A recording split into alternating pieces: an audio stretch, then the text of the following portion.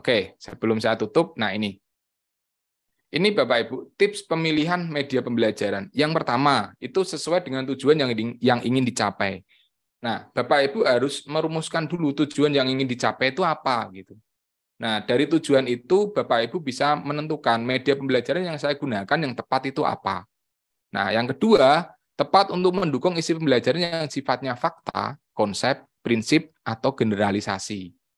Ya, itu yang kedua. Yang ketiga, media pembelajaran itu harus praktis, luas, dan bertahan. Jadi misalkan Bapak Ibu buat media pembelajaran sekarang itu bisa digunakan 2-5 tahun ke depan.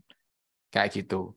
Yang ketiga, yang keempat itu ini syarat utama juga sih. Yang keempat itu adalah guru terampil menggunakannya. Nah, misalkan nih Bapak Ibu ngambil media pembelajaran temennya atau mungkin guru yang lain yang satu MGMP kayak gitu, tapi tidak bisa menggunakan. Nah, itu kan nanti kan juga esensi dari penggunaan medianya kan juga pasti akan terkurangi gitu kan. Nah, yang kelima ini media pembelajaran dibuat dengan menyesuaikan kelompok sasaran. Nah, tadi ya, umur lebih dari 4 tahun, umur lebih dari 7 tahun, umur lebih dari 11 tahun. Nah, itu tipe media pembelajarannya harus dibedakan. Tidak bisa sama.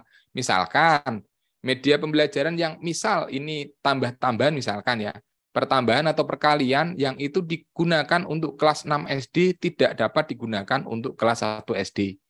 Nah, kayak gitu. Jenjangnya harus dibedakan. Begitu. Nah, luas yang dimaksud di sini itu luas di jenjang yang sama dapat digunakan dalam beberapa tahun ke depan. Kayak gitu. Nah, di sini media untuk kelompok besar belum tentu cocok digunakan untuk kelompok kecil. Misal, contoh di sini kan, saya menyampaikan ini, berbagi pengalaman dengan Bapak Ibu semuanya, dengan slide yang saya tampilkan di sini, ini belum tentu cocok kalau misalkan saya offline, langsung ketemu dengan Bapak Ibu semuanya, yang mungkin kuotanya hanya 20 atau 30 peserta saja. Kayak gitu. Yang keenam, mutu teknis, kualitas visual dari media harus jelas dan rapi. Tidak boleh terganggu oleh elemen lainnya, misalkan background, dan lain-lain. Jadi, misal contoh, ini background yang saya gunakan adalah warna ungu. Warna ungu, maaf. Nanti dikira buta warna saya. Nah, warna coklat. Nah, warna coklat di sini. Terus, tulisannya itu juga warna coklat. Nah, itu tidak boleh. Jadi, tulisannya harus kontras. Kayak gitu. Nah, terus misalkan ini backsound. Nah, backsound itu misalkan kayak gini. Saya membuat video pembelajaran nih, atau video pembelajaran yang Bapak Ibu sering tonton di YouTube Belajar Era Digital seperti itu. Nah, itu apa namanya ya?